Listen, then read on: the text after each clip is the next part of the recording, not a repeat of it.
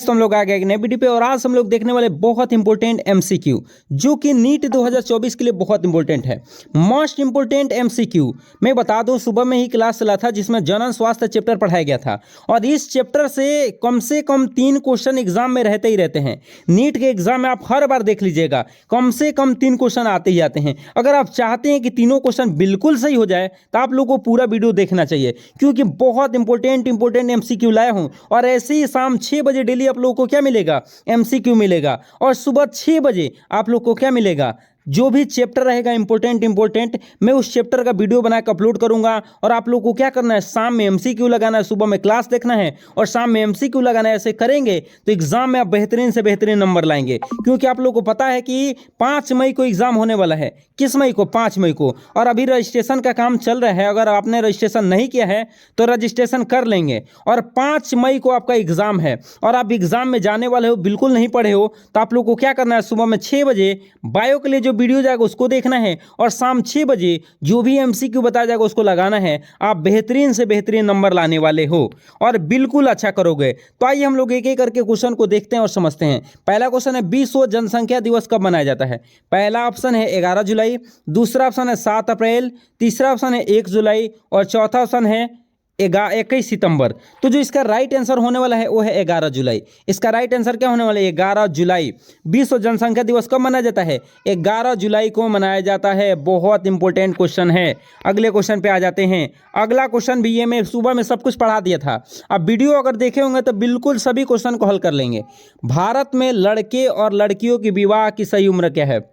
21-18 वर्ष, 15 और क्या 18 वर्ष, 18 और 21 वर्ष और 21 और 18 वर्ष। ये दोनों ऑप्शन मैच कर रहे हैं। देखिए तो इसका राइट जो आंसर होने वाला है वो होने वाला पहला बोलो या डी नंबर बोलो। देखो 21 वर्ष लड़के का होना चाहिए। लड़के का उम्र कितना वर्ष होना चाहिए? 21 वर्ष और 18 वर्ष लड़की का उम्र होना चाहिए। याद रख लेंगे।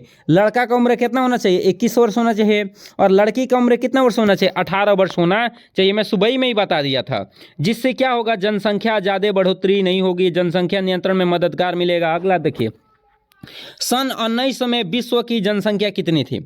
1 अरब, 2 अरब, 6 अरब, सभी। तो जो इसका राइट आंसर होने वाला है वो है 2 अरब। 2 अरब याद रख लीजिएगा। 1900 ईस्वी में विश्व की जनसंख्या कितनी थी? 2 अरब थी। वही 2000 ईस्वी में कितना हो गया था? 6 अरब हो गया था। 2 अरब से बढ़ के कितना हो गया था? 6 अरब हो गया था। याद रखेंगे कितना हो गया था? 6 अरब हो गया था। यहाँ से क्वेश्चन आएंगे इस बार नीट में, बहुत इंपॉर्टेंट है। और भारत की मैं बात कर लूँ तो 1947 में जब देश आज़ाद हुआ था उस समय भारत की जनसंख्या मात्र कितना था? 35 करोड़ था। कितना करोड़ था? 35 करोड़ था।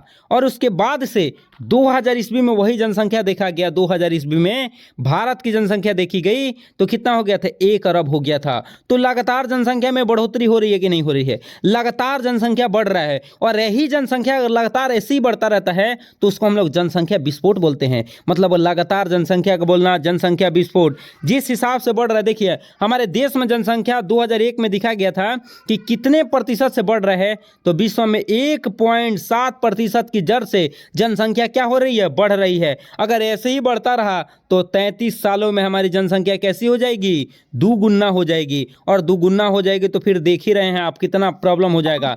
खाने का प्रॉब्लम, रहने का, कपड़ा का, हर चीज़ का प्रॉब्लम आ जाएगा। इसलिए जनसंख्या नियंत्रण करना बहुत इंपॉर्टेंट है। और ये सारे क्वेश्चन सॉल्व करना चाहते हैं तो अगर सुबह का वीडियो देखे होंगे तो बिल्कुल सभी क्वेश्चन आसानी से बन जाएंगे। देखिए सन 2000 में विश्व की जनसंख्या कितनी थी? 1 अरब, 2 अरब, 6 अरब, सभी। तो जो इसका राइट आंसर अभी मैं बताया था कि सन 2000 में विश्व की जनसंख्या कितना हो गया था? 6 अरब हो गया था। पहले था 1900 ईस्वी में कितना था? अभी बताया था कितना था? 2 अरब। वही 2000 ईस्वी में कितना हो गया? बढ़ के आप लोग को 6 अरब हो गया। मतलब 4 अरब बढ़ गया था। मात्र 100 सालों में कितना अरब बढ़ गया था? 4 अरब। देख रहे हैं ये जनसंख्या बढ़ रहा है, लगातार जनसंख्या में बढ़ोतरी आ रही है। अगला क्वेश्चन पे आ जाते हैं। अगला क्वेश्चन देखिए क्या है कि सन 1947 में भारत की जनसंख्या कितनी थी? 1 अरब, 35 करोड़, 2 अरब, 6 अरब। तो मैं अभी बताया था कि 1947 में हमारे भारत की जनसंख्या 35 करोड़ था। कितना था? 35 करोड़। वही आप लोग को अभी बताया था कि 2000 ईस्वी में जब देखा गया था तो भारत की जनसंख्या बढ़ के कितना हो गया था? 1 अरब हो गया था। कितना अरब हो गया था? 1 अरब। तो 1947 में 35 करोड़ और 2000 ईस्वी में कितना हो गया? 1 अरब। लगातार जनसंख्या में बढ़ोतरी देख रहे हैं आप लोग। अगला क्वेश्चन क्या है? जनन स्वास्थ्य का सही अर्थ क्या है? जनन के सभी पहलुओं सहित शारीरिक, मानसिक, सामाजिक, व्यवहारिक। तो ये बिल्कुल सही है। जनन स्वास्थ्य क्या होता है कि जनन के सभी पहलुओं के सहित शारीरिक रूप से, मानसिक रूप से, सामाजिक रूप से, व्यवहारिक रूप से अगर ये सारा चीज रहता है तो उसको हम लोग बोलते हैं जनन स्वास्थ्य। क्या बोलते हैं? जनन स्वास्थ्य बोलते हैं। और जनन स्वास्थ्य कब ये सब कुछ है तो जनन स्वास्थ्य है। तो इसका राइट आंसर क्या होने वाला है? डी नंबर बिल्कुल करेक्ट होने वाला है। अगले क्वेश्चन पे आ जाते हैं। अगला क्वेश्चन देखिए क्या है। अभी बताया था कि 2001 में जनगणना के अनुसार जनसंख्या वृद्धि दर कितनी थी? 1% थी कि 1.7% कि 2% कि सभी? तो जो इसका राइट आंसर जो होने वाला है वो होने वाला 1.7% की दर से लगातार जनसंख्या बढ़ रही थी। ऐसे ही बढ़ता रहा तो 33 साल में हमारी जनसंख्या कैसी हो जाएगी? दुगुनी हो जाएगी। याद रखिएगा, हमारी जनसंख्या कैसी हो जाएगी? दुगुनी हो जाएगी। अगला क्वेश्चन पे आते हैं। अगला क्वेश्चन देखिए, ये भी बहुत बहुत बहुत इंपॉर्टेंट है कि विश्व में पहले देशों में पहला देश जिसने परिवार नियोजन कार्यक्रम लागू किया था, यूएसए, भारत, चीन, ऑस्ट्रेलिया। तो जो इसका राइट आंसर होने वाला है वो है भारत। ये भारत क्या था? पहला ऐसा देश था जो कि परिवार नियोजन कब? 1951 में। ये भी याद रख लीजिए कब? 1951 में परिवार नियोजन लागू हुआ था। और इस नियोजन में अंतर्राष्ट्रीय स्तर पर जनसंख्या नियंत्रण के लिए कार्यक्रम चलाया गया था, परिवार नियोजन, जो कि भारत में चलाया गया था, जिसमें सबसे पहले आप लोगों को नारा मिला था कि हम दो हमारे दो होना चाहिए। और आज का क्या है? हम दो हमारे 2 दर्जन होना चाहिए। समझ रहे हैं? ये देखिए, बड़ा परिवार दुखी परिवार होता है। अगर आपका खूब बड़ा परिवार हो गया है कि आप 2 हैं, आपके लड़के 12 हो गए, तो देखिए बड़ा परिवार हो गया तो बड़ा परिवार हमेशा दुखी परिवार देता है। और छोटा परिवार आप 2 और कम से कम 2 और उससे भी कम लाना चाहते तो देखिए एकदम बिल्कुल सही है कि आप 2 आपका 1 होना चाहिए। आपका 1 हो जाए तो बिल्कुल सही है। और खूब मन है तो 2 होना चाहिए, जिससे छोटा परिवार सुखी परिवार रहेगा। याद रखेंगे। अगले क्वेश्चन पे आ जाते हैं। हमारी सरकार ने परिवार नियोजन कार्यक्रम लागू किया था कब? 1947 में, 1951 में, 1950 में, 2000 ईस्वी में। तो जो इसका राइट आंसर होने वाला है 1951। अभी बताया था 1951। भारत ऐसा पहला देश है जो कि अंतर्राष्ट्रीय स्तर पर जनसंख्या नियंत्रण के लिए सबसे पहला कदम उठाया था। अगला, निम्न में से कौन प्राकृतिक विधि है जो गर्भ निरोधक है? आवधिक संयमन, स्तनपान, अनावर्त, आंतरिक मैथुन और सभी। तो इसका राइट जो आंसर होने वाला है प्राकृतिक विधियां सभी है। आवधिक संयमन भी है, स्तनपान, अनावर्त भी है, आंतरिक मैथुन भी है। तो इसका राइट आंसर सभी हो जाएगा। इसके बारे में थोड़ा चर्चा कर दूं। आवधिक संयमन क्या होता है? देखिए, आवधिक संयमन क्या होता है मैं बता देता हूं। देखिए, जो भी जिस महिला को मेंस्ट्रुअल साइकिल आता है तो मेंस्ट्रुअल साइकिल के बाद 14वें दिन, कितने दिन? मेंस्ट्रुअल साइकिल जिस दिन आया उसके ठीक 14वें दिन पे अंडाणु का निर्माण होता है। किसका? अंडाणु का। तो देखिए, बताया गया है कि 10वें से लेकर मेंस्ट्रुअल साइकिल आने के बाद, मतलब मेंस्ट्रुअल साइकिल आता है उस दिन से लेकर 10वें से 17वें दिन के बीच मैथुन नहीं करना चाहिए, क्योंकि इस दिन में 10 से 17वें दिन के बीच में अंडाणु का निर्माण होता है और उस समय निषेचन होने की संभावनाएं बहुत अधिक होती है। तो इसलिए अगर 10वें से लेकर 17वें दिन के बीच मैथुन से बच जाते हैं तो गर्भधारण होने की संभावना 0% हो जाती है। शून्य तो नहीं बोलेंगे, मतलब चांस कम हो जाता है, जिससे हम लोग बच सकते हैं। उसको हम लोग क्या बोलते हैं? आवधिक संयमन। आवधिक संयमन मतलब कुछ अवधि में आप लोग को मैथुन करने से बचता है। जैसे में मेंस्ट्रुअल साइकिल आने के बाद 10 से 17वें दिन के बीच क्या होता है? बचना होता है। अगला होता है स्तनपान अनावर्त। ये क्या है? जब भी कोई माता प्रसव होती है, प्रसव मतलब समझते हैं, बच्चे को जन्म देती हैं, और बच्चे को जन्म देने के पश्चात 4 से 6 मंथ तक उस बच्चे को स्तनपान कराती हैं, मतलब दूध पिलाती हैं। ऐसी स्थिति में उनमें मेंस्ट्रुअल साइकिल आना क्या हो जाता है? 4 से 6 मंथों तक बंद हो जाता है। और उस समय मैथुन करते हैं तो उस समय गर्भधारण होने के चांसेस कितना प्रतिशत होता है? 0% होता है। उसको हम लोग क्या बोलते हैं? स्तनपान अनावर्त बोलते हैं।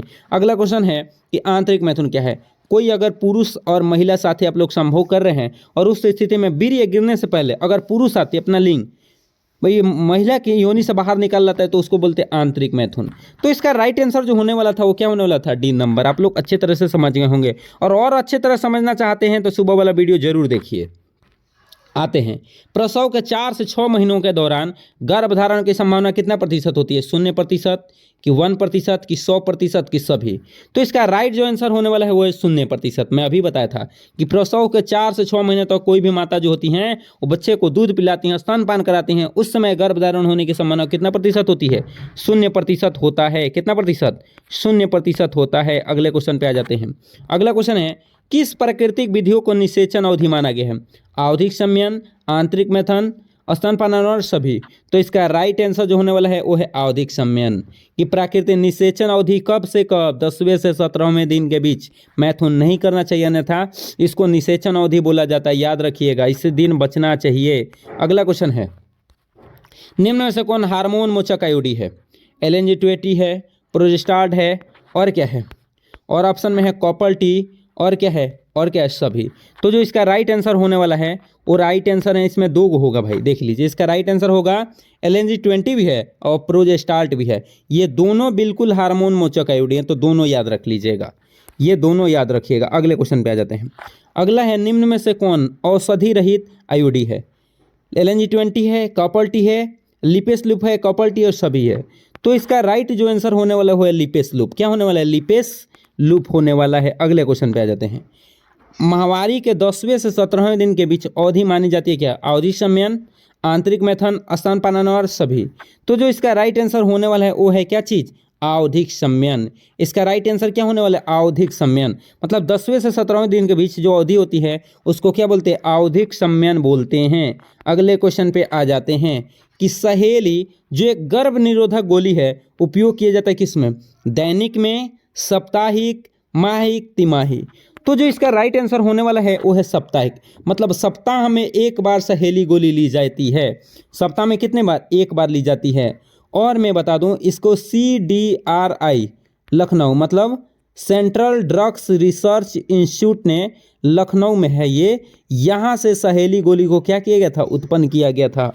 और इसका हम लोग साप्ताहिक में करते हैं, सप्ताह में एक बार, जो कि गर्भ निरोधक गोली है, याद रख लेंगे। अगला क्वेश्चन पे आते हैं कि कॉपर टी क्या करता है, निषेचन को रोकता है कि अंडउत्सर्ग को, युग्मक जनन को, सभी को। तो इसका राइट आंसर है निषेचन को रोकता है। किसको रोकता है, निषेचन को रोकता है। अगले क्वेश्चन पे आ जाते हैं। MTP का पूरा नाम क्या है, medical termination of pregnancy, medical treatment preparation, medical treatment preparation. ये दोनों सेम हो गया है। इसका राइट जो आंसर होने वाला है वो पहला, medical termination of pregnancy, MTP का पूरा नाम है। अगले पे आ जाते हैं।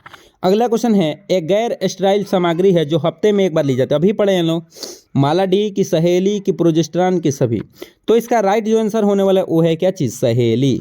इसका राइट आंसर क्या होगा, सहेली। अगला क्वेश्चन पे है कि तांबा मोचक आईओडी कौन सा है। तो देखिए दिया है पहला option copper T, copper 7 मल्टीओड 375 copper T, दोनों इनमें से कोई नहीं। तो जो इसका राइट आंसर होने वाला है वो है दोनों। इसका राइट आंसर क्या होगा, दोनों। और इसी के साथ मिलेंगे लोग अगले वीडियो में। आप लोग को डेली ऐसे ही क्वेश्चन आप लोगों को देखने को मिलेंगे, और प्रतिदिन आप लोगों को याद करते हुए चलना है। और सुबह में वीडियो आप लोग को देख के और शाम को MCQ लगाना है, जिससे आप बेहतर से बेहतर नंबर लाएंगे। और मिलते हैं लोग अगले वीडियो में, तब तक के लिए जय हिंद।